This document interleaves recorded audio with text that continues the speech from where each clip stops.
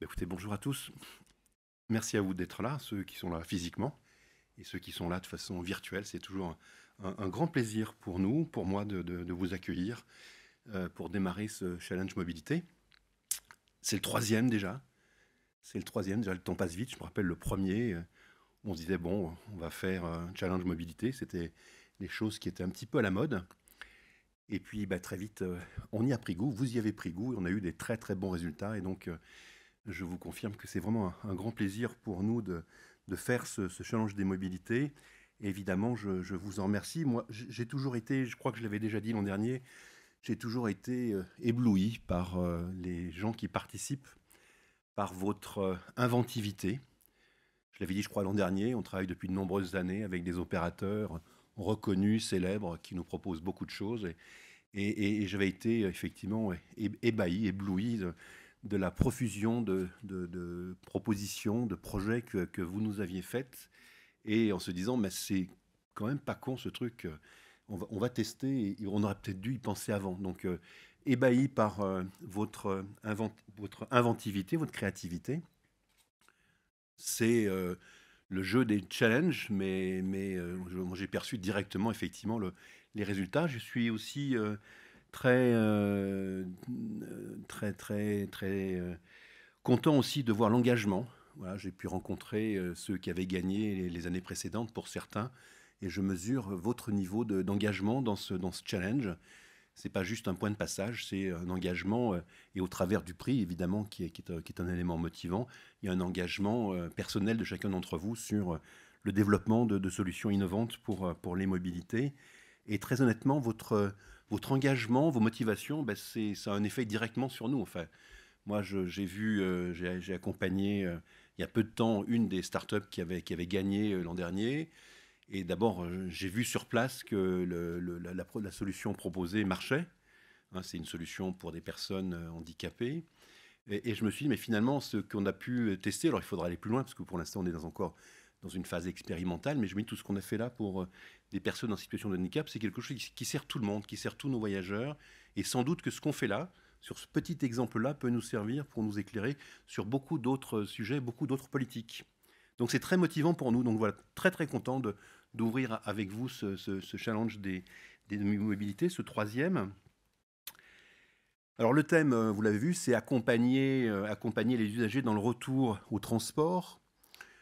Je ne vais pas faire un grand discours. Vous savez, les transports collectifs, c'est une urgence. Le développement des transports, c'est une urgence dans le cadre du développement, dans le cadre du réchauffement climatique. Très honnêtement, si on se reporte il y a 2, 3 ans, les résultats qu'on voit maintenant, toutes les catastrophes qu'on a, nous motivent encore plus pour dire il faut qu'on travaille encore sur les transports collectifs. 30% de l'émission des gaz à effet de serre.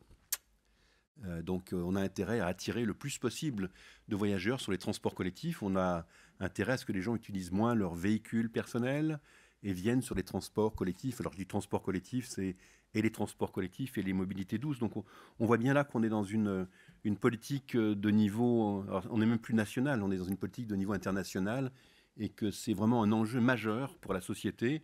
Et je crois que, enfin, nous, moi, mes équipes, on est complètement engagés, et chaque jour, on se dit, quand on vient au travail, on travaille pour un enjeu qui nous dépasse tous. Alors, le constat est posé, l'enjeu est posé, mais le constat qu'on a aujourd'hui, suite à cette situation de 2 ans de Covid, c'est qu'on a une désaffection, en tout cas assez importante des voyageurs dans les transports en commun. Bon, on a eu les confinements, on a eu pas mal de choses, mais enfin aujourd'hui, par rapport à ce qu'on connaissait avant la situation Covid, avant les confinements, on a aujourd'hui entre 60 et 70% seulement des voyageurs qui sont revenus dans les transports en commun. Ce qui veut dire qu'il y a 30% de voyageurs qui ne sont plus là. Et par rapport à ce que je viens de dire en introduction de façon assez simple, il faut impérativement qu'on travaille sur une remontada des voyageurs dans les transports. Hein. Bah, je suis supporter de l'ASS, hein, donc vous le savez, je l'avais déjà dit à chaque fois.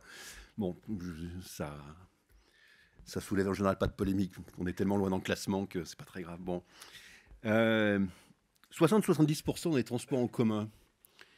On a un petit peu de mal à en comprendre les raisons. Alors, il y a beaucoup d'études, beaucoup de statistiques, d'analyses qui sont faites. par nous, par les opérateurs, par l'Institut Paris Région, par beaucoup d'acteurs.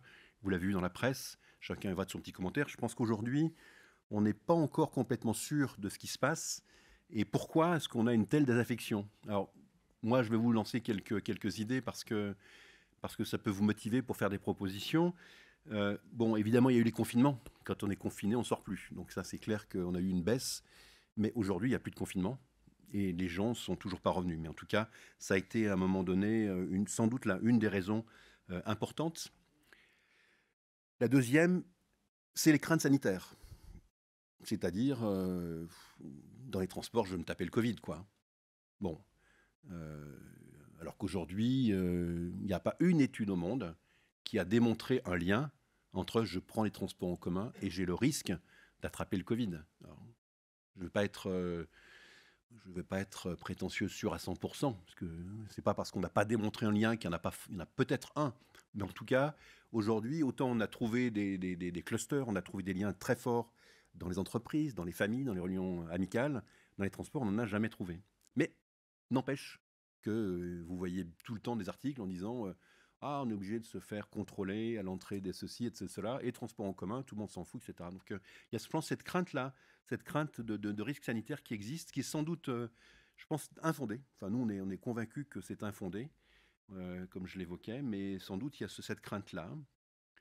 Il y a sans doute une raison qui est liée au télétravail. On a eu un recours massif au télétravail. Les gens reviennent, mais il y a quand même cette volonté-là. C'est sans doute d'ailleurs une bonne chose pour certains, sans doute trouver un bon équilibre entre présence au travail et télétravail. Mais en tout cas, c'est sans doute une des raisons qui explique un peu la baisse. Je pense qu'il y a aussi ce que j'appellerais la tentation des autres modes. C'est-à-dire qu'à un moment donné, vous ne prenez pas les transports en commun, vous essayez autre chose. Alors vous essayez le vélo, vous essayez la marche à pied, et bien vous vous dites, finalement c'est pas mal, ça marche. Je peux aller à mon travail dans des conditions de confort, dans des conditions de temps satisfaisantes.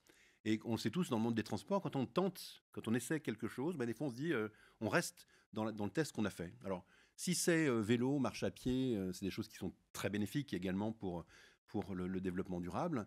Si c'est je reviens à la voiture, je m'achète un scoot, c'est évidemment pas très bon, quoi.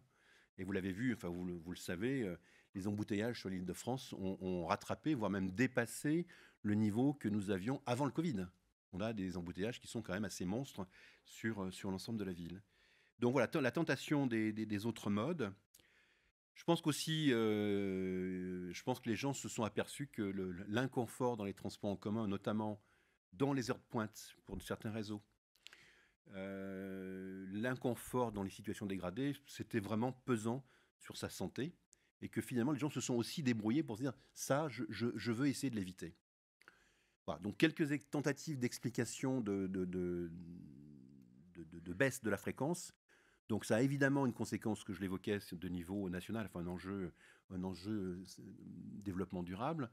Ça a aussi pour nous un enjeu très, très direct sur la partie financière. Bah, je ne rentre pas de détails. L'an dernier, on a perdu 1,6 milliard. Et cette année, les estimations montrent qu'on va perdre de l'ordre d'encore 1,3 milliard.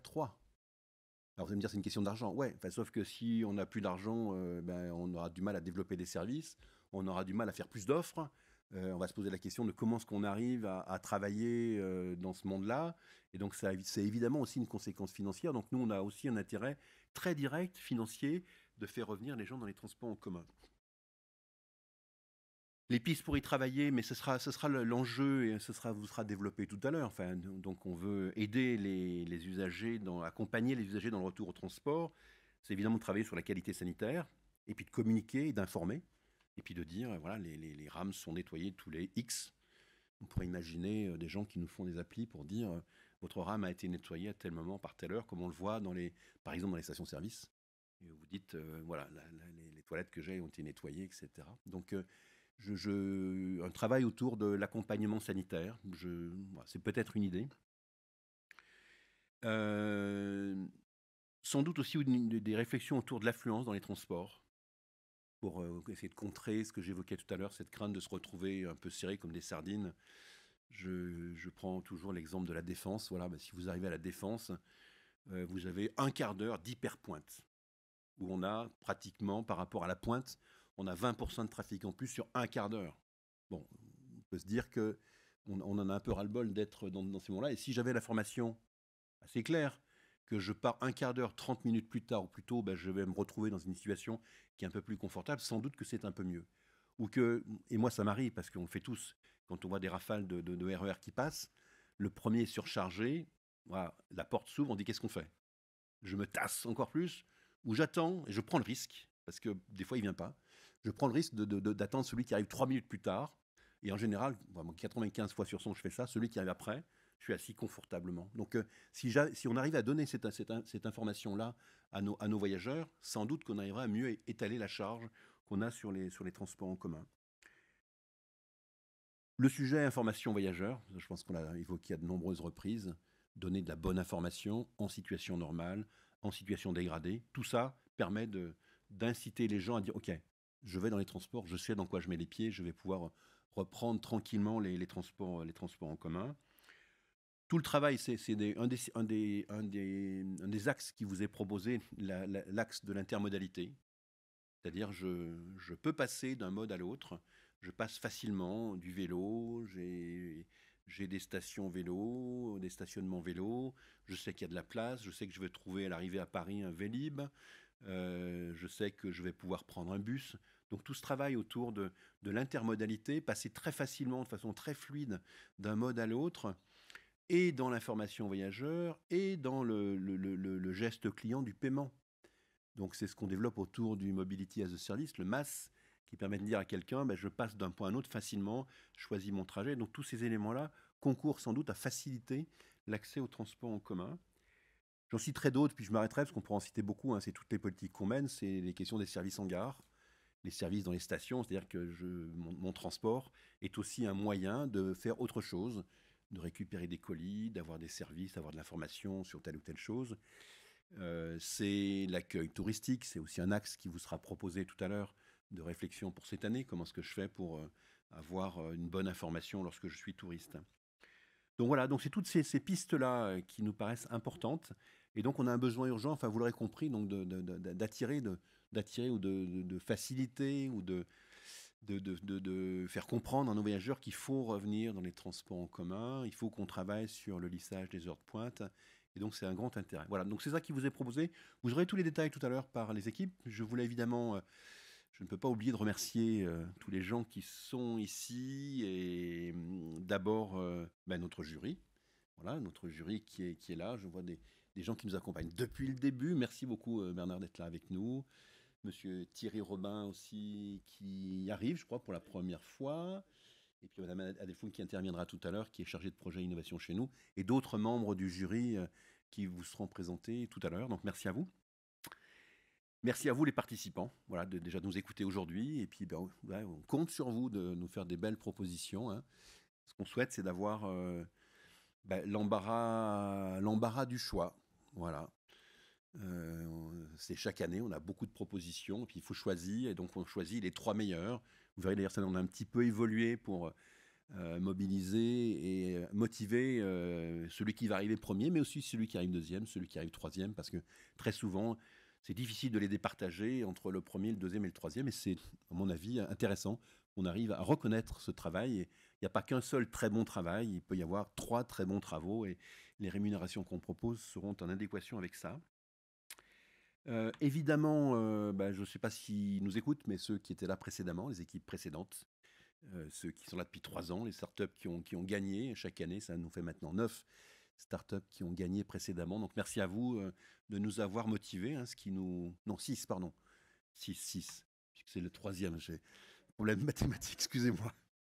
Euh, les 6 qui nous ont accompagnés, vous avez bien compris que ça nous a très très motivés, que ce qui était au démarrage une espèce d'essai devient une vraie transformation pour nous. Merci à nos équipes, voilà, merci à mes équipes qui sont là, à toutes les équipes qui travaillent sur ce projet avec beaucoup de motivation, emmené par Dominique Caddy qui interviendra tout à l'heure. Mais il y en a beaucoup d'autres, je ne vais pas les citer parce que je vais en oublier. Peut-être juste un petit mot pour Jeanne-Marie, j'espère qu'elle nous écoute, qui a choisi de façon très légitime de travailler sur un projet personnel pendant quelques mois. J'en dirai pas plus. Merci à elle en tout cas. Merci à vous. Je vous souhaite une très bonne présentation, un bon début de challenge. Et puis je laisse la parole à Dominique Caddy que j'ai cité. Merci à vous. Bonne journée.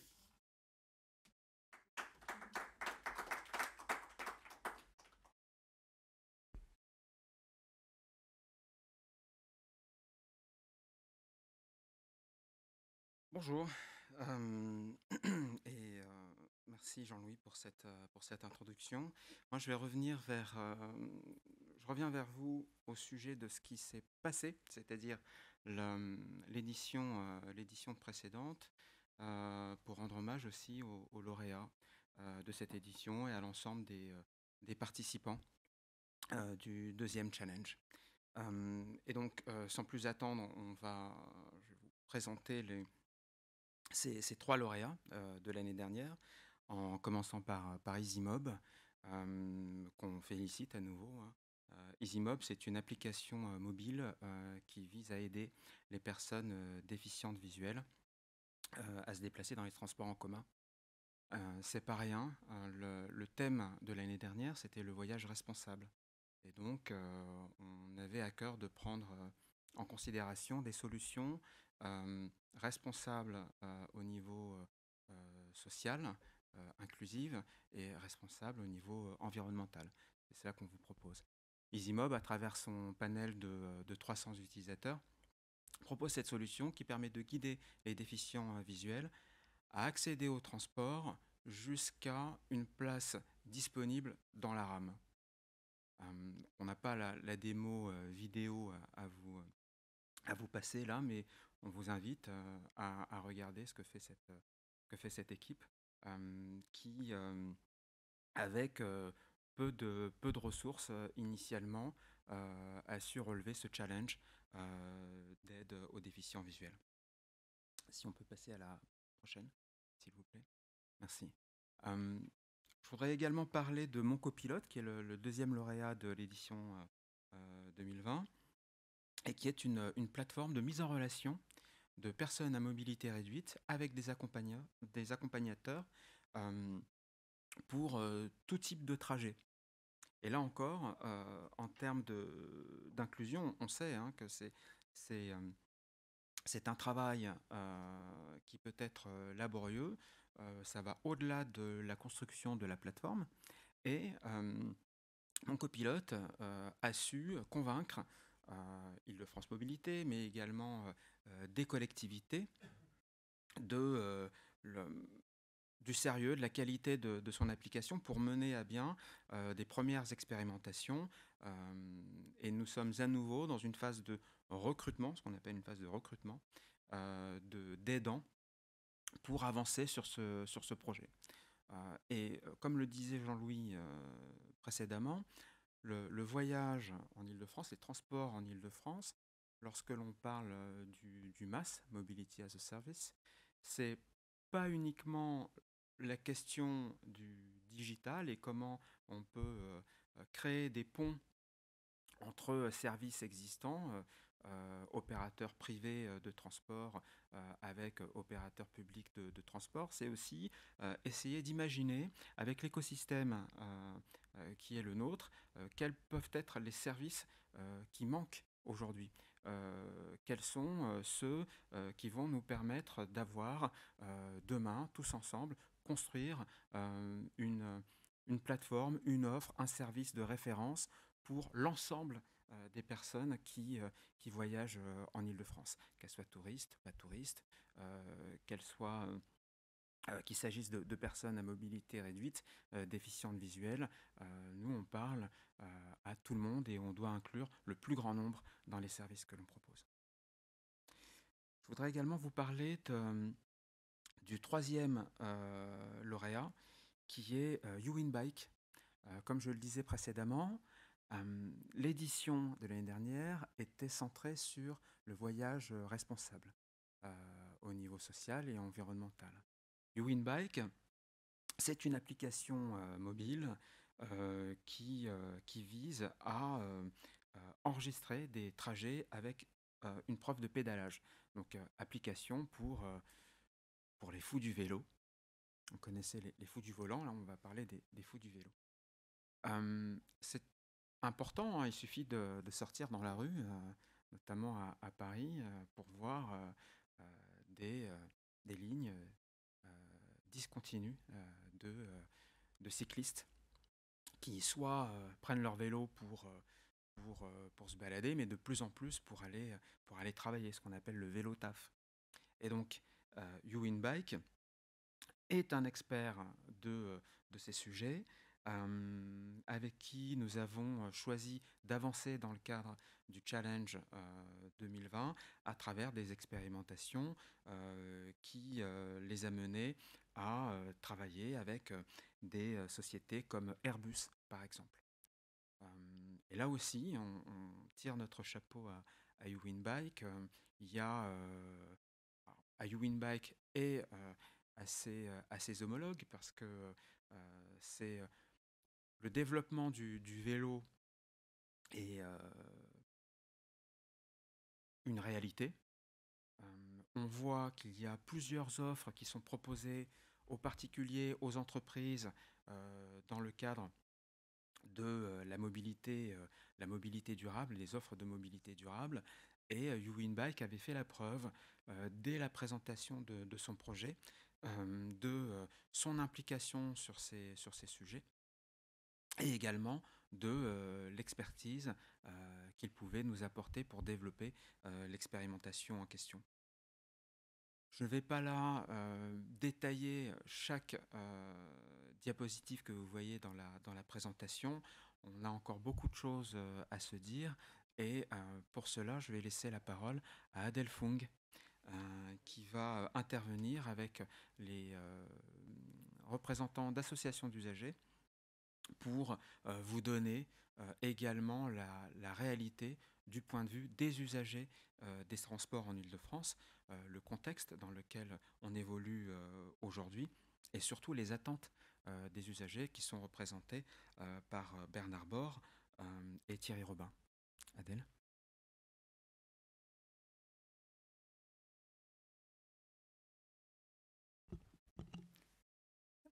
Bonjour à tous. Merci beaucoup Jean-Louis Perrin, merci beaucoup Dominique Caddy pour cette introduction et aussi pour la présentation de ces lauréats 2020.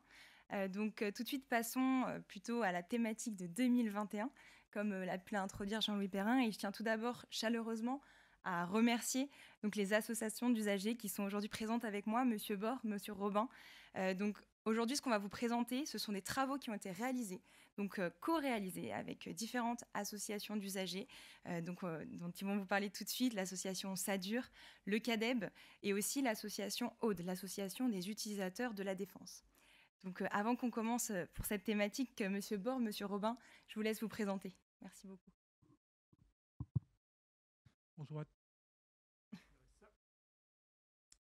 Bonjour à tous, je suis donc Bernard Bord, représentant et secrétaire de l'association des usagers du RERD, comme c'est indiqué. Je suis également secrétaire d'une autre association qui, elle, est plus une association d'entreprise, mais avec évidemment une dominante mobilité qui intervient. Voilà, c'est donc la troisième participation à ce challenge, puisque certains m'ont déjà vu dans les challenges précédents. Oui, bonjour, je suis Thierry Robin du CADEB. Donc personnellement, c'est la première fois et je remercie Île-de-France de Mobilité de nous inviter, qu'on participe à ce challenge. Donc personnellement, moi je suis utilisateur de la ligne A du RER. Donc le CADEB est une association environnementale, mais avec un groupe transport auquel j'appartiens. Donc il dit ligne A du RER. Donc moi, à titre personnel, je chronomètre souvent sur un thème qui est assez important, la relève à Nanterre-Préfecture. Et je suis aussi utilisateur de N3 Saint-Lazare-Cergy, donc ce qui me permet un peu de savoir comment ça se passe entre la SNCF et la RATP, tout ce qui est problème de communication entre les différents opérateurs. Voilà, je vous remercie. Merci beaucoup. Je vous rappelle simplement, n'hésitez pas à poser des questions sur le chat YouTube pour ceux qui sont à distance. Voilà, vous pourrez poser toutes vos questions. On aura des petits temps de questions-réponses où on répondra en direct à toutes vos questions. Alors, tout de suite, donc passons à la thématique 2021. Donc, le thème choisi pour cette année, pour le challenge Information Voyageurs de 2021, c'est effectivement accompagner les usagers dans le retour au transport. Donc, c'est vrai que dans un contexte post-Covid, l'objectif de ce challenge cette année, c'est de trouver, de découvrir des solutions innovantes pour maximiser le retour au transport pour les usagers. Donc, L'idée autour de ce thème, c'est donc effectivement d'avoir 4 grandes sous-thématiques pour permettre d'assurer une expérience de voyage optimale à nos usagers. La première grande sous-thématique, c'est l'idée de connecter l'information voyageur donc à des points d'intérêt pour informer les usagers des services proches des gares et aussi pour informer les usagers sur les événements culturels et sportifs qui peuvent se dérouler aux alentours des gares. Donc ça, c'est effectivement un enjeu majeur pour Île-de-France Mobilité et donc on invite effectivement des solutions innovantes à répondre aussi à cette sous-thématique. La deuxième sous-thématique est un petit peu liée à la précédente. Donc, c'est l'idée de nouer des partenariats avec des acteurs du tourisme pour promouvoir donc des activités touristiques et accessibles en transport en commun. Enfin, donc sur la troisième sous-thématique, on va plutôt réfléchir sur l'expérience client optimale, donc comment assurer cette expérience client optimale et permettre donc aux voyageurs d'améliorer le confort de leur trajet à travers l'information voyageur. Donc effectivement, ici, on pense à des solutions pour, comme expliqué Jean-Louis Perrin précédemment, pour comprendre l'affluence dans les transports, la propreté des transports, mais aussi on est évidemment ouvert à toutes vos solutions et donc à plein d'autres solutions. Et enfin, donc sur la quatrième sous-thématique, on l'expliquait tout à l'heure aussi, c'est l'idée de faciliter l'intermodalité entre les transports en commun et les différents modes de transport qui existent aujourd'hui. Et on pense évidemment aujourd'hui aux mobilités douces qui se sont développées fortement avec la pandémie mondiale, donc pour réaliser les différents trajets des voyageurs. Je vais passer tout de suite la parole donc, aux associations d'usagers avec qui on a co-construit ces sous-thématiques et qui vont vous expliquer un petit peu plus en détail ces différentes sous-thématiques. Merci beaucoup. Monsieur Borges, je vous laisse. Merci. Alors, on va reprendre donc la première thématique, connecter l'information voyageur à des points d'intérêt. Bon, la première chose qu'on peut noter, c'est qu'en fait, bon, on sait ce qu'est une gare. Il n'y a pas de problème, on y va, on en ressort, on y revient, etc. Mais on ne sait pas ce qu'il y a vraiment autour.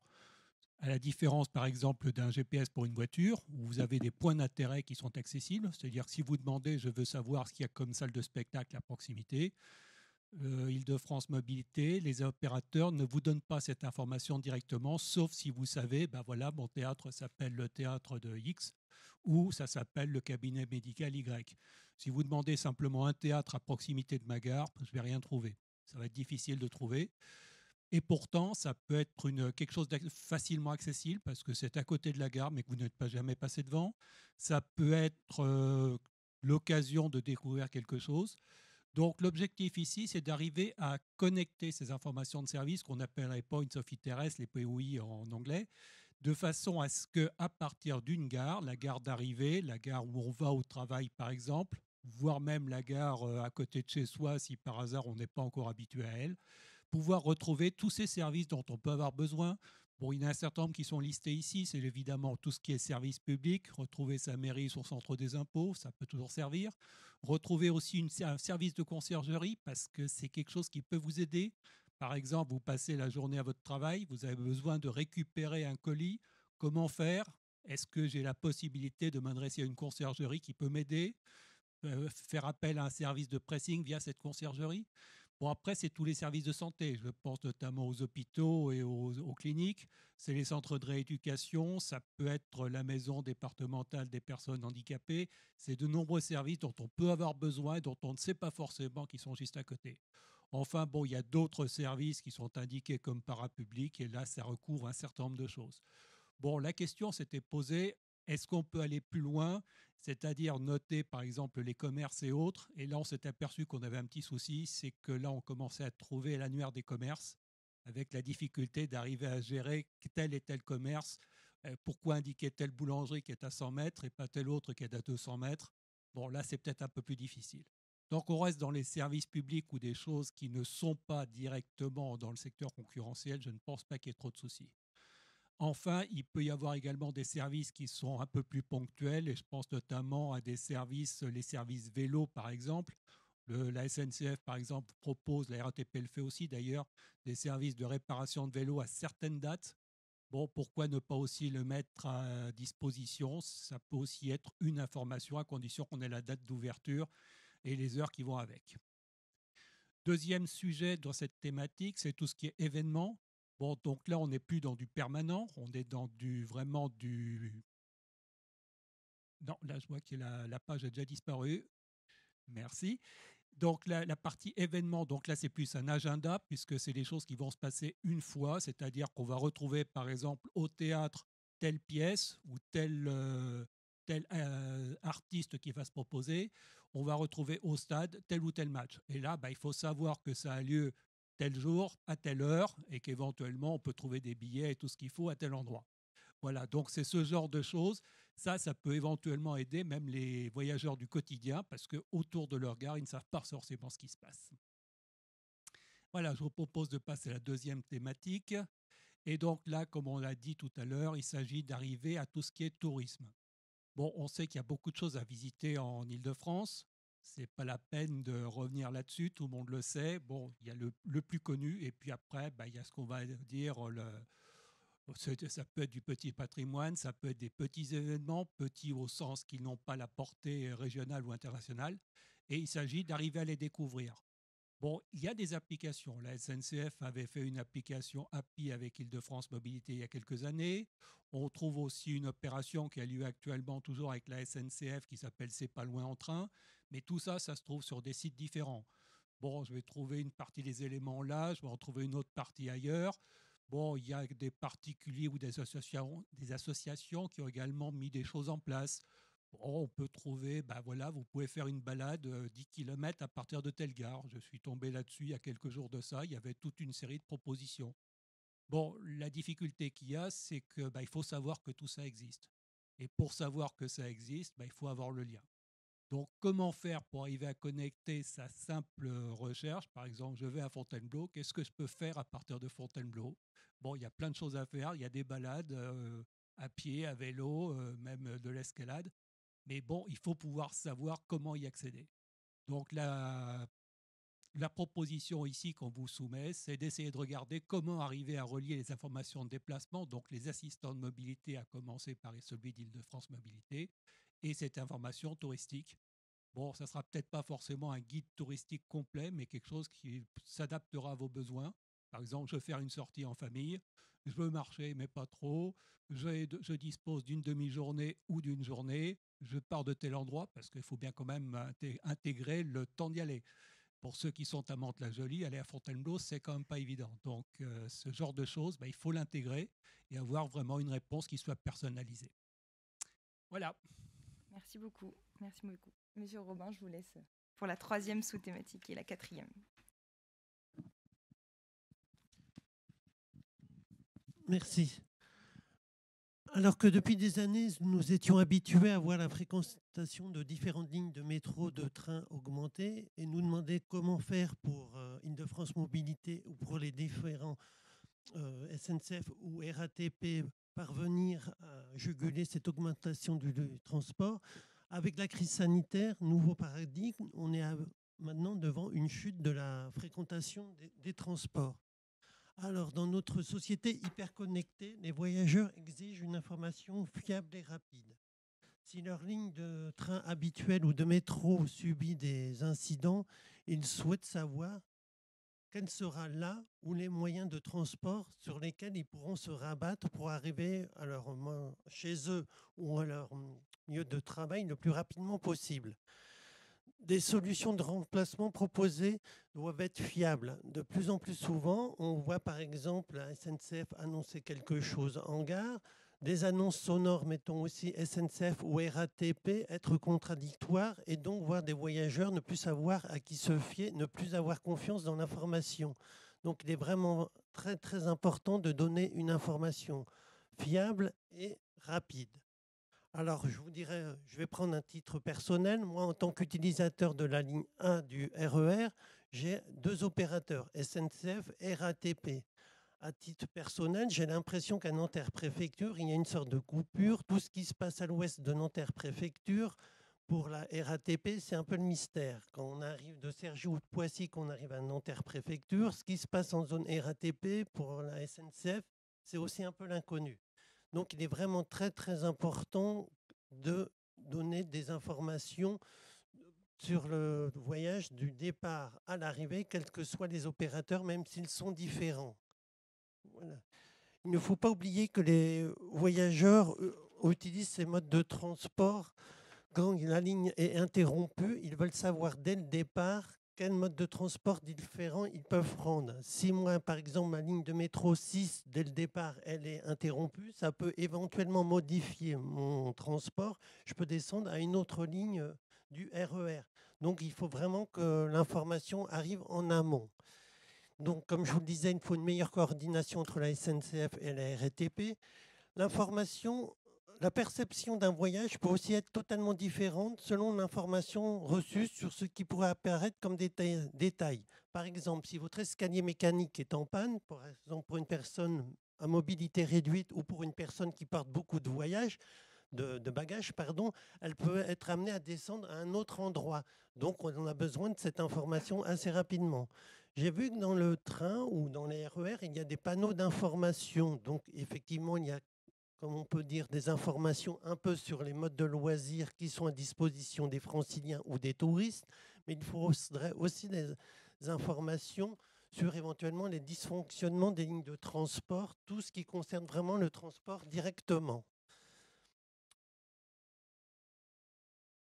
Alors, par exemple aussi, comme on parle de tout ce qui est de transport, de relation entre les différents modes de transport, si vous prenez le train et après que vous descendez et que votre ligne de bus est en panne, bon, vous souhaiteriez le savoir directement. Je sais qu'il y a des gens maintenant, on peut le voir dans les transports, ils utilisent de plus en plus souvent de trottinettes. Donc j'ai envie de dire les trottinettes, c'est bien, mais ça prend de la place dans les transports. Si les gens ont confiance dans les différents modes de transport, dans leur interconnexion, peut-être qu'éventuellement, ça permettra que les gens prennent moins de trottinettes. Maintenant, je vois de plus en plus de gens avec des vélos dans les transports. Voilà, donc il faut une intermodalité entre les différents modes de transport, mais qu'elle soit un peu intelligente, qu'elle ne gêne pas les autres voyageurs. N'oublions pas que l'image des transports est aussi véhiculée par des personnes qui viennent à Paris ou en banlieue pour une première fois. Quelle image garderont-ils au-delà de la qualité du transport sur l'information qu'ils recevront, sur la propreté des rames, des gares, de l'accueil qu'ils recevront? Après, ces personnes vont retourner chez elles, que ce soit à l'étranger ou en province. Si c'est pour dire en Île-de-France, on est mal reçu, c'est sale, on n'a pas d'informations. Je pense que ce n'est pas quelque chose qui va contribuer à ce que les gens reviennent dans les transports. Donc effectivement, tout ce qui est propreté est important pour les voyageurs en général. Avoir confiance dans la propreté des rames, savoir à peu près tous les combien elles sont nettoyées. Voilà aussi des choses, je pense, très importantes pour les voyageurs. Pour terminer, toute amélioration de l'information des voyageurs, aussi petite soit-elle, sera perçue comme un effort des transporteurs et d'Île-de-France Mobilité pour mieux considérer les attentes des voyageurs, et tout ce qui ira dans un sens positif, je pense, entraînera à terme un retour des voyageurs dans les transports collectifs. Merci. Merci beaucoup, Monsieur Robin. Merci, Monsieur Bord. Donc, on comprend bien redonner confiance aux usagers dans les transports et voilà, aller de l'avant et faire cette petite remontada, justement. Donc, on attend vos solutions innovantes sur ces différents sujets. Donc, passons tout de suite aux publics qui sont ciblés lors de ce challenge 2021 de l'information voyageur. Donc, les publics adressés par ce challenge sont nombreux.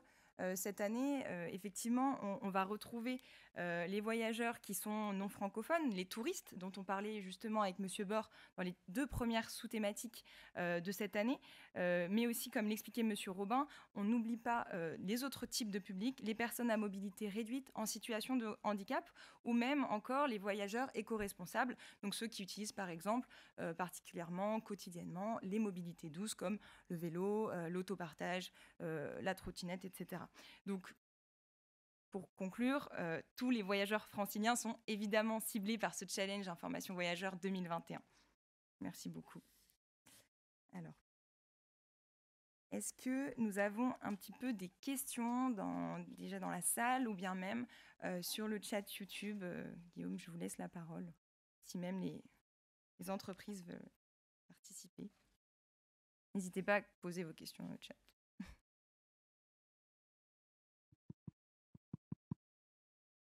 Oui, alors on a une question sur le chat qui a certainement trouvé déjà des éléments de réponse dans vos présentations, mais qui permet peut-être d'en faire la synthèse.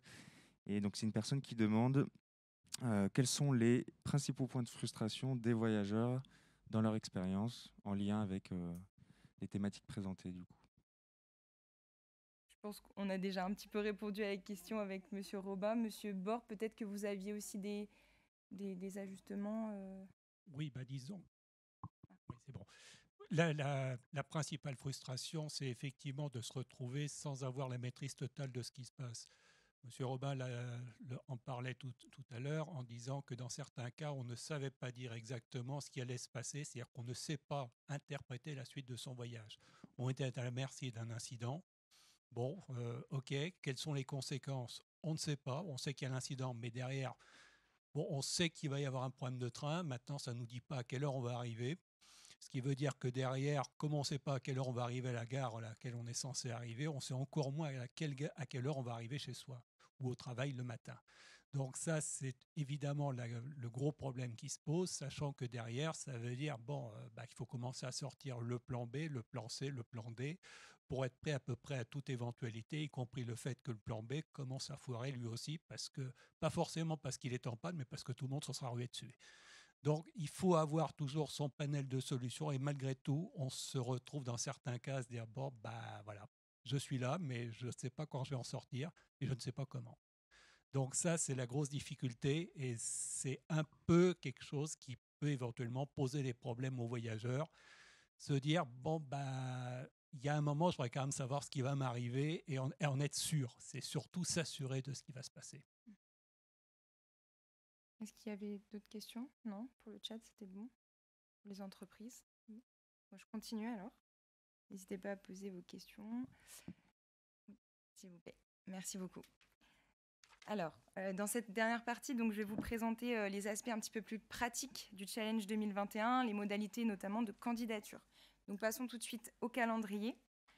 Donc, aujourd'hui, on est évidemment pour la première journée, donc la journée de lancement du Challenge Information Voyageurs 2021. Et donc, pour les candidats, vous avez jusqu'au 8 octobre pour candidater, déposer vos dossiers de candidature qui seront vous pourrez déposer vos dossiers sur une plateforme qui sera mise à jour à partir d'aujourd'hui sur le site d'Île-de-France Mobilité. Donc, vous aurez un mois tout rond pour candidater. Ensuite, donc, il nous faudra un temps pour analyser l'ensemble de vos dossiers et on se retrouve fin novembre avec les 6 finalistes du concours. Donc 6 finalistes auront la chance de participer à un oral face aux différents jurys qu'on vous présentera juste après. Et début décembre, on annoncera les 3 grands lauréats du Challenge Information Voyageurs de 2021. Donc il y aura une remise des prix début décembre. Et enfin, les expérimentations pour les grands gagnants de 2021 débuteront à partir de janvier 2022, et ce pour une courte durée d'expérimentation en 2022. Donc, pour les jurys de cette année. Donc, les jurys, effectivement, sont composés de différents membres. Ils sont nombreux. Donc, on aura la chance d'avoir des experts de la mobilité urbaine d'Île-de-France Mobilité, qui seront les jurys. Ensuite, effectivement, les associations d'usagers qui sont avec nous aujourd'hui en tant que jury. PwC aussi, qui aura une expertise sur l'innovation.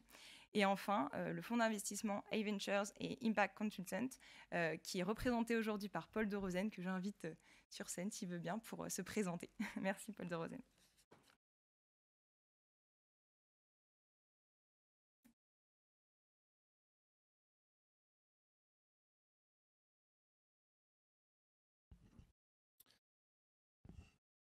Bonjour, Paul de Rosen. Donc, je suis content de faire partie de cette aventure. Je dirige un fonds d'accélération qui investit dans des startups de la Smart City qui s'appelle Aventure. Et nous avons aussi complété cette activité d'investissement par une activité de conseil en accélération, en innovation. En dehors de toutes les qualités qu'on a et de toutes les vertus qu'on a énoncées tout à l'heure pour promouvoir ce challenge, moi j'aimerais rajouter le fait que Île-de-France Mobilité, par ce challenge, aide finalement des startups à passer d'un stade d'entreprise et d'innovation amorcée à une entreprise en accélération. Le terme qu'on emploie, nous, dans les fonds d'investissement, c'est scalabilité, c'est le passage à l'échelle. Parce que cette expérimentation sur le territoire pertinent d'Île-de-France, avec des cas d'usage qui sont extrêmement utile et extrêmement suivi par les équipes, permet une référence déterminante dans la suite de la vie de la start-up. Vous voyez, on a cité tout à l'heure les startups de 2020. YouWinBike a une technologie qui est unique pour prouver, effectivement, Dominique Caddy le disait, pour prouver le pédalage. Et en prouvant le pédalage comme un tiers de confiance, il permet ainsi à ceux qui utilisent cette technologie de justifier d'aides, de subventions, du forfait mobilité, etc. Avec l'expérimentation sur le territoire d'Île-de-France Mobilité, en combinaison avec l'expérimentation d'Airbus, ils passent à l'échelle. Ils arrivent véritablement à dépasser effectivement l'expérience grandeur nature. Et je pense que finalement, quand on cherche bien sur le chemin de la mobilité, il n'y a pas meilleur, plus exigeant, plus difficile, mais aussi plus intéressant passage à l'échelle que celui du territoire d'Île-de-France Mobilité. Il y a tous les cas d'usage. C'est aussi le cas d'EasyMob, qui effectivement avait une technologie expérimentale. Dans notre métier, on appelle ça un démonstrateur. Avec l'expérience Île-de-France Mobilité, il passe aussi à l'échelle. Et c'est finalement aussi le cas de mon copilote qui avait plus d'expérience.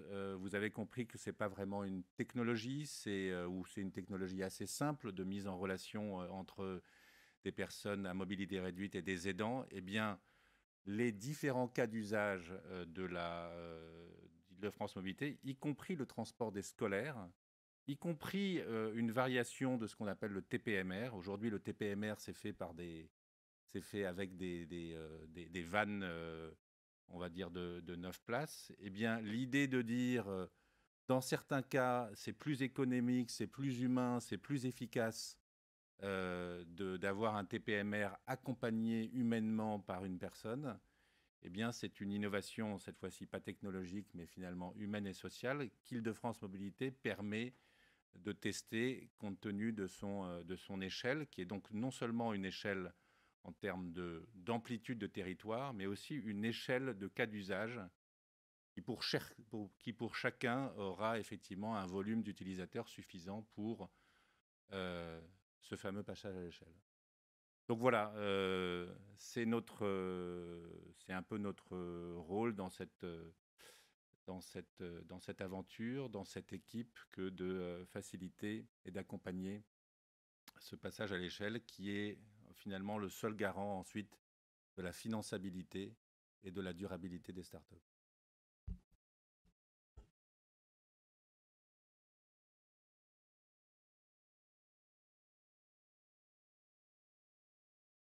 Merci beaucoup.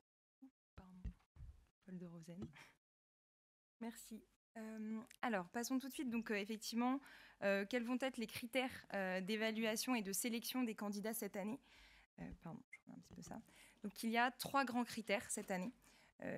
Donc, tout d'abord, le critère donc, de la valeur ajoutée du projet qui comptera pour 40% de la note finale, l'évolutivité et la viabilité du projet qui comptera donc pour 30% de la note finale, et enfin, les modalités d'expérimentation du projet pour 30% de la note finale.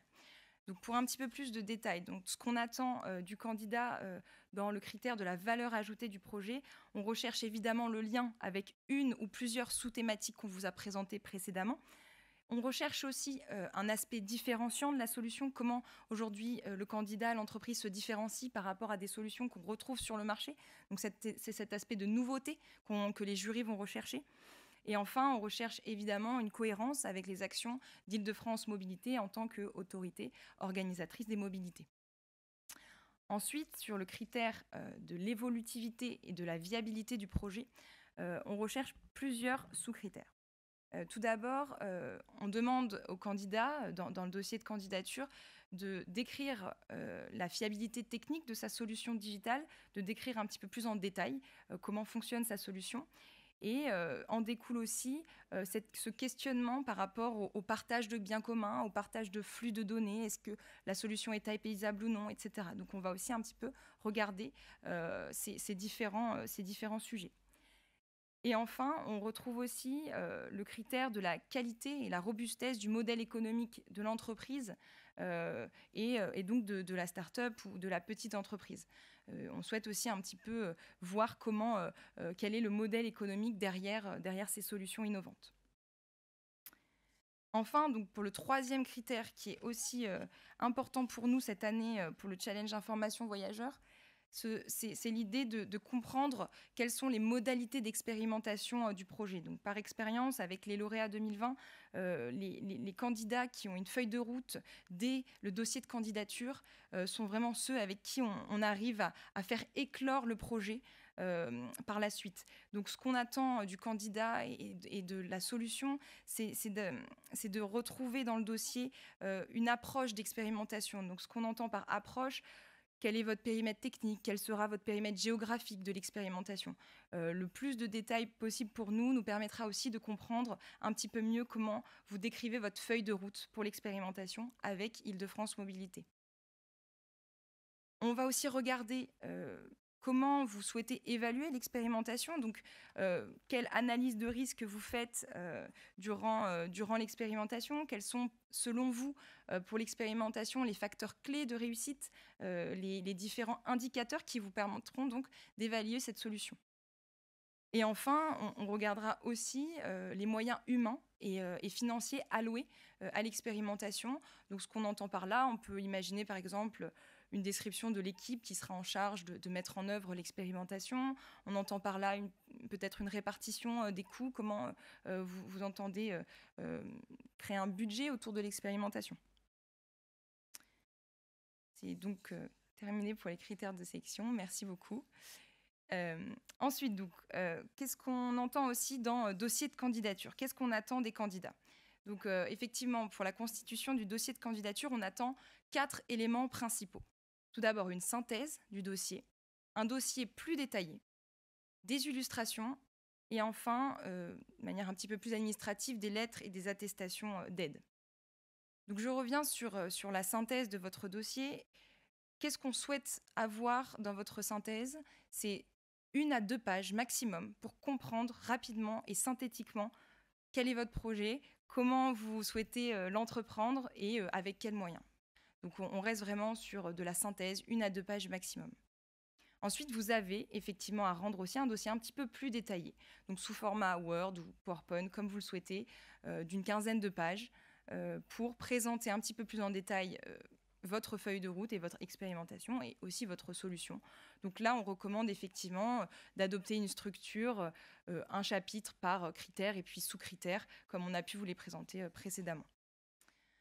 On vous recommande grandement d'illustrer effectivement votre dossier de candidature avec donc des schémas, des cartes, voilà, tout ce qui est en votre possession et que vous souhaitez nous montrer pour qu'on comprenne effectivement un petit peu mieux la philosophie de votre projet et puis qui vous êtes.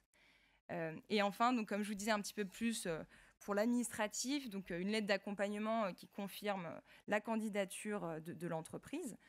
Et enfin, des attestations donc, de minimi et d'aide d'État Covid à compléter. Je ne rentre pas plus dans les détails. On va vous donner et on postera sur le site Île-de-France Mobilité le règlement du challenge, mais aussi la foire aux questions, donc la FAQ, qui vous permettront, donc ces 2 documents vous permettront de répondre voilà, aux attestations de minimi à compléter. Enfin, donc la slide que tout le monde attend, les récompenses. Alors, les récompenses pour cette année, donc on a une dotation globale de 200 000 € avec un premier prix qui s'élève donc à 70 000 € et puis respectivement pour le second prix 50 000 € et le troisième prix 40 000 €. Donc effectivement, donc cette récompense, elle est attribuée dans le cadre d'une convention de financement. Donc en 2 temps, vous percevrez la subvention premièrement à la signature donc, de l'expérimentation et puis ensuite à la réalisation voilà, de votre solution, de votre expérimentation. On retrouve aussi donc, un accompagnement dit coaching donc, de 40 000 €. Donc ça, c'est le plafond pour l'ensemble des candidats. Et donc cet accompagnement, on appelle ça un accompagnement coaching sur mesure, où ce sera vraiment en fonction des projets des lauréats, s'ils veulent être aidés sur par exemple une stratégie de communication, de marketing. On a aussi cette année eu plutôt des accompagnements sur les levées de fonds ou alors l'ajustement du modèle économique. Donc Voilà, ce sera aussi proposé aux lauréats pour mettre en place leurs solutions sur le territoire francilien. Merci beaucoup. Est-ce qu'on a des questions peut-être sur les modalités un petit peu plus techniques, fonctionnelles du dossier de candidature? Oui, une première question d'une personne qui demande à quel niveau de développement la solution présentée doit être pour pouvoir participer au challenge. Alors l'idée, c'est vraiment, on recherche via le challenge information voyageurs d'Île-de-France Mobilité des solutions par exemple, de start-up, de petites entreprises. Donc on n'attend pas une grande maturité, justement, on va chercher les projets qui sont, on va dire, seed, pré-seed, donc des petites graines qu'on va essayer de faire éclore avec Île-de-France Mobilité. Donc on reste sur des projets qui sont j'aimerais pas dire immature, mais peu mature, voilà. Mais on est aussi, voilà. Merci. Oui. Vous voulez un micro peut-être?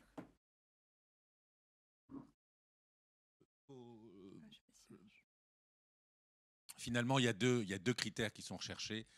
Le premier, c'est la fiabilité de la solution et sa capacité à donner lieu à une expérimentation réussie.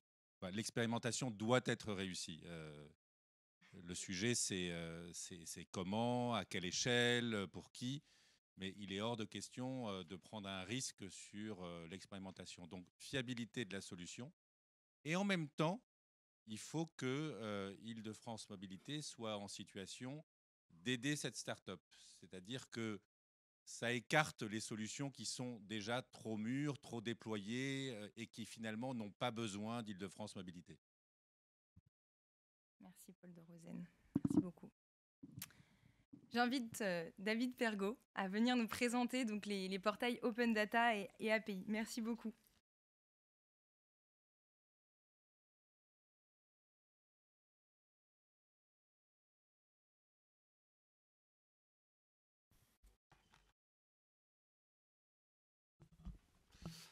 Bonjour à tous. Je vais rapidement vous présenter donc, les portails Open Data d'Île-de-France Mobilité. Donc, c'est deux portails qui nous permettent d'exposer notre Open Data. Il s'agit principalement de données et d'API qui décrivent l'offre de transport en Île-de-France et puis des données complémentaires. Alors, cette présentation va être très générale, c'est juste pour voir les outils que vous allez avoir à votre disposition pour concourir. Vous n'êtes pas obligé de les utiliser. Si vous avez vos propres sources de données ou d'autres solutions, c'est tout à fait possible aussi. C'est juste pour vous faire une rapide présentation pour que vous puissiez après les consulter vous-même à tête reposée. Donc tout d'abord, je vais commencer par le premier portail, le portail Open Data, avec en fait un certain nombre de jeux de données, une cinquantaine de jeux de données qui sont répartis dans différentes thématiques. Vous avez l'adresse donc du site juste au-dessus. On va passer directement à la slide d'après, comme ça je vais pouvoir le détailler rapidement. Alors tout d'abord, les horaires et les tarifs. Donc aujourd'hui, en fait, on vous propose, donc c'est le pavé jaune, je vais commencer par celui-ci. On vous propose en fait l'offre théorique de transport accessible. Et récemment, en fait, on a mis à jour en fait le format de données. Et on a changé toute la chaîne d'alimentation, ce qui nous permet de vous présenter aujourd'hui un nouveau GTFS plus simple à utiliser, car en lien avec les référentiels. Donc c'est la partie bleue que vous voyez en bas. Et puis on est passé sur une mise à jour bi-hebdomadaire avec des mises à jour les mardis et les vendredis. Et on va aller de plus en plus avec une fréquence de plus en plus rapprochée suite à ce changement qu'on a opéré pendant l'été. Ensuite, il y a un focus juste en dessous sur les travaux. Donc là, vous allez retrouver les cartes des travaux, également les informations des données sur les travaux en cours et à venir. Si on descend encore en dessous, donc la thématique arrêt ligne, elle concentre, c'est la thématique la plus fournie, elle concentre en fait une vingtaine de jeux de données. Donc vous allez bien sûr retrouver les référentiels de tous les arrêts et de toutes les lignes, mais également des jeux de données qui sont rattachés, comme les zones d'arrêt, les zones de correspondance, les tracés des lignes, les tracés de projets de ligne, les horaires par ligne, etc.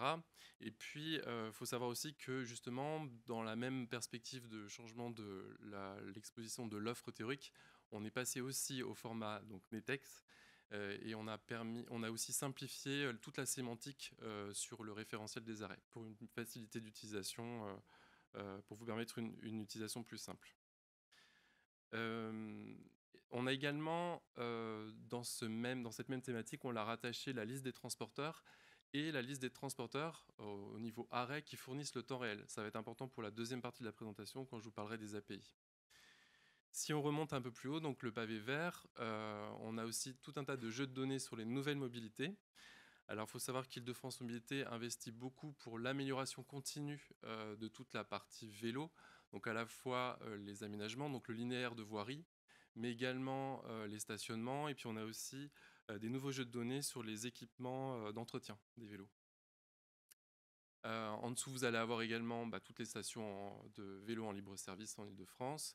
Et puis, vous avez également des jeux de données un peu différents donc, qui concernent l'offre de contact pour toute la partie Véligo-location, une offre d'Île-de-France Mobilité pour l'incitation à l'utilisation des vélos à assistance électrique. Également, les parkings vélos en Île-de-France et puis les parcs relais en Île-de-France.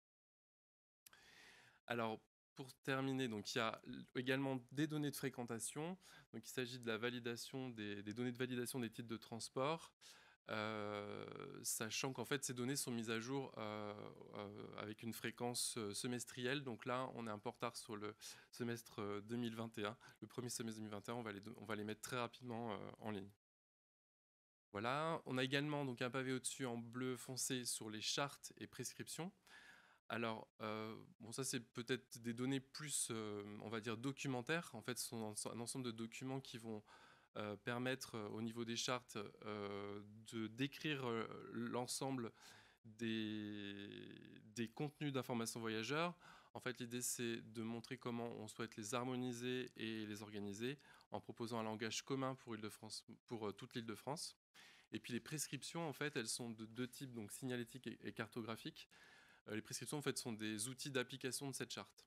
Donc, concrètement, pour les prescriptions cartographiques, ça va être tout un tas d'informations qui vont permettre aux concepteurs de plans de reposer sur des normes. Et puis, pareil, pour la partie signalétique, ça s'adresse plutôt aux transporteurs cette fois-ci. Et ça décrit, en fait, les objets à utiliser dans chaque contexte, que ce soit dans les espaces physiques de transport ou pour le numérique, donc tout ce qui va être norme, pour une meilleure interopérabilité et une information voyageur homogène. Enfin, on a rajouté fin décembre l'année dernière un guide d'information sur la mobilité servicielle. Donc en fait, ce guide présente en fait l'ambition d'Île-de-France d'être un mas de référence régional pour l'Île-de-France, et ça clarifie les principes d'interaction entre les acteurs de mobilité pour un service aux usagers qui soit durable, inclusif. Voilà, donc du coup, ça, c'est vraiment plus une partie avec des documents qui va vous permettre de voir un peu la philosophie aussi d'Île-de-France Mobilité en ce qui concerne l'information voyageur. J'avais juste un dernier point, mais c'est assez anecdotique. Quoique, il y a donc des données administratives pour lesquelles Île-de-France Mobilité a une obligation de publication, donc c'est fait sur ce site. Mais vous y trouverez également, je ne l'ai pas rajouté là, tout l'ensemble des documents qui vont détailler tout ce qui s'est dit lors du comité Open Data qui s'est tenu en juillet. Et si vous voulez beaucoup plus de précision sur ce que je viens de dire, vous pourrez trouver toutes les présentations qui ont été faites à ce moment-là, donc dans cette partie de données administratives. Je vais passer au portail des API. Donc très rapidement, celui-ci il est découpé en 3 thématiques, les calculs d'itinéraire, le temps réel et l'infotrafic. Donc si on passe directement à la slide après. Je vais commencer par le calculateur d'itinéraire théorique qu'on expose. En fait, il s'agit tout simplement du moteur de recherche d'Île-de-France Mobilité qui est présent sur son application. Et ça permet en fait de l'interroger via les API, de le requêter pour avoir les horaires, les itinéraires, la structure du réseau, etc.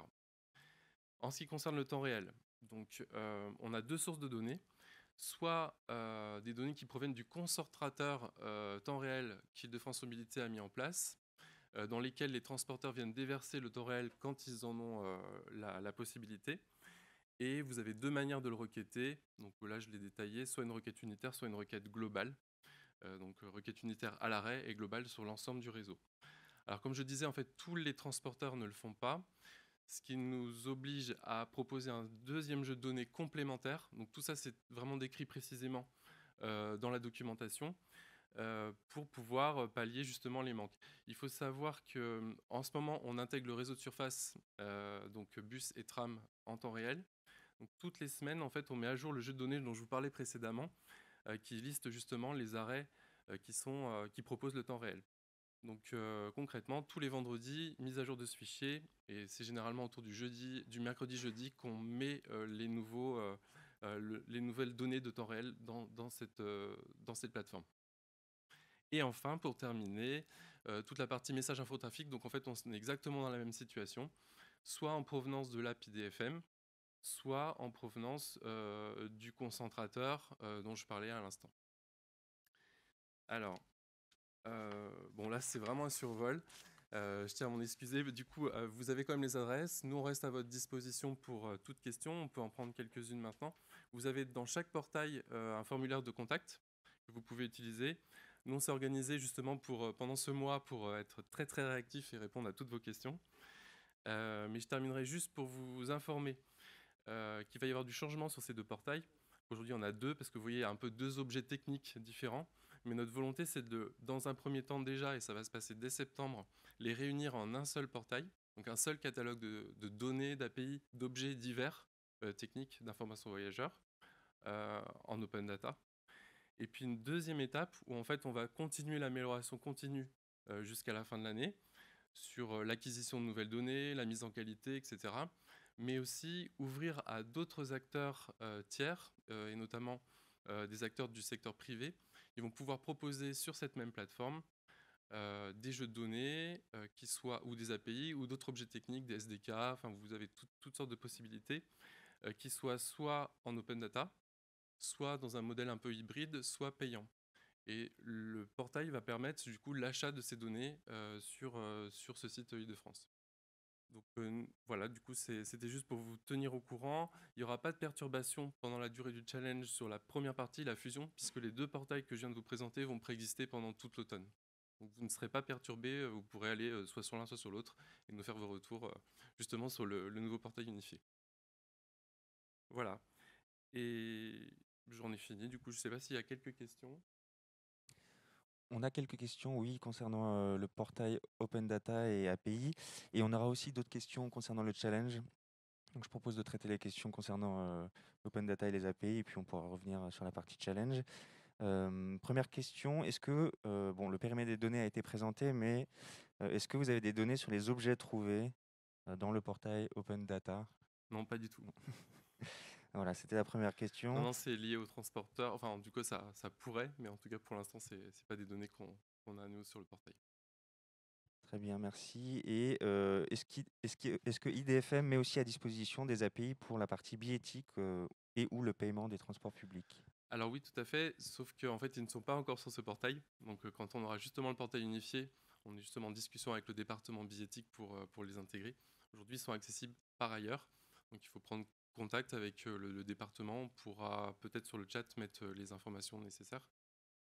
Ou après le challenge, après la présentation. Ouais. Pas de problème.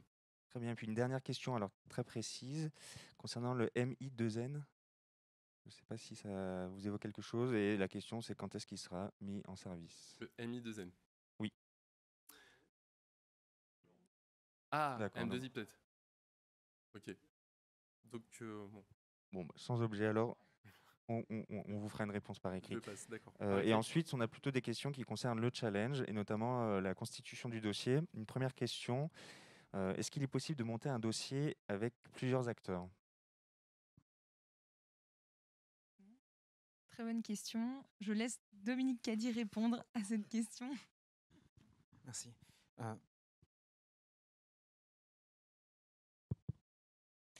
Oui, il est possible de constituer un dossier avec plusieurs acteurs. Ça nous a été demandé lors d'éditions précédentes. Simplement, on a remarqué qu'au-delà de la demande, les acteurs en question n'étaient pas forcément prêts à s'associer. Mais on regardera chaque dossier avec intérêt. Il y a d'autres questions ?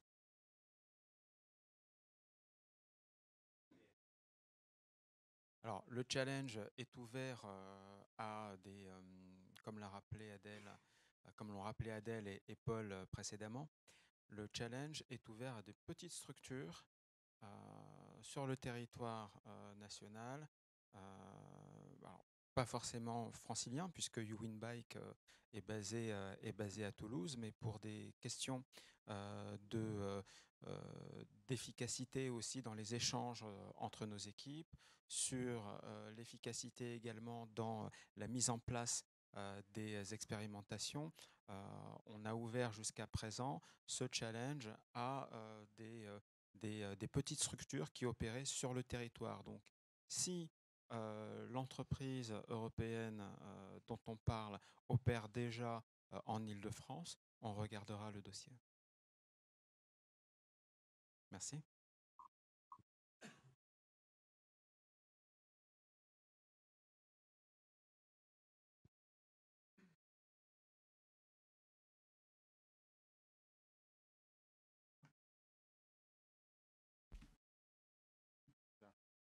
Bonjour à tous, c'est le moment de la conclusion. Bon, merci beaucoup de nous avoir suivis ce matin.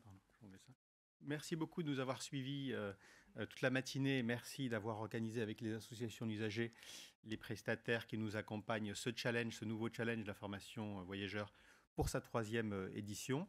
Donc, on est hyper fiers d'avoir créé ce challenge il y a 3 ans à la demande de Valérie Pécresse pour qu'en Île-de-France, on puisse s'appuyer, nous les services publics, sur toute la capacité d'innovation du tissu d'entreprises privées qui aujourd'hui vont beaucoup plus vite que nous pour avoir des idées, les mettre en œuvre et qui n'ont pas forcément le financement nécessaire. Donc là c'est tout le rôle de la puissance publique d'arriver à transformer ces idées en réalisation concrète. Donc on est vraiment très fiers d'avoir fait prospérer.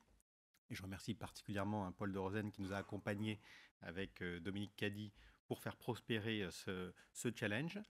Alors, qu'est-ce que j'avais envie de vous dire en conclusion, sans revenir sur tout ce qui a été dit, peut-être vous donner quelques éléments de perspective sur ce que fait ou ce que va continuer à faire Île-de-France Mobilité en matière d'information voyageurs et de services numériques aux voyageurs.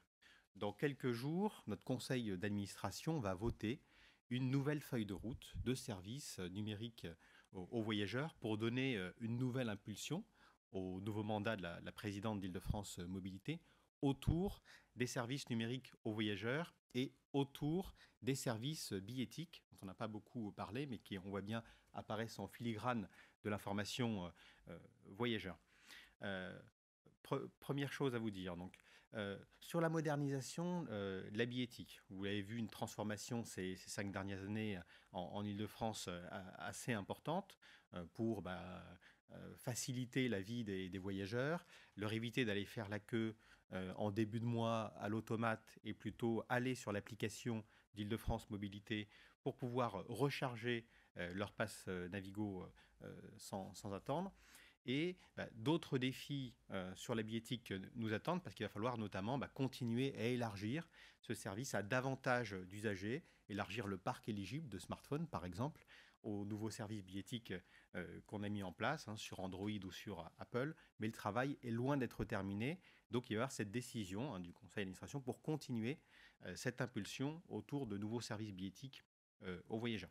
Il va y avoir également une impulsion pour continuer à donner envie des transports, ce qui est un des thèmes de ce challenge, continuer à redonner envie des transports autour des tarifs, donc le fameux bouclier tarifaire qu'a annoncé Valérie Pécresse et qui reviendra au conseil d'administration d'Île-de-France Mobilité dans quelques jours, et s'est exprimé dans la presse ce week-end.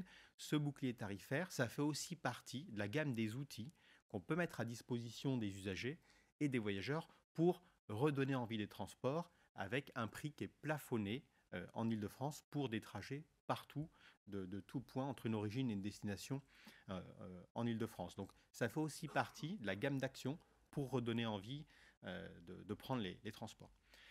Beaucoup de choses continuent à changer et donc l'objectif et l'ambition d'Île-de-France Mobilité, c'est d'accompagner ces changements, de les devancer quand l'on peut. Ce n'est pas toujours évident, on l'a vu avec la crise sanitaire. Et parmi les changements, Jean-Louis l'a dit en introduction, il y a la route. Il y a une réutilisation, une réappropriation de la voiture individuelle.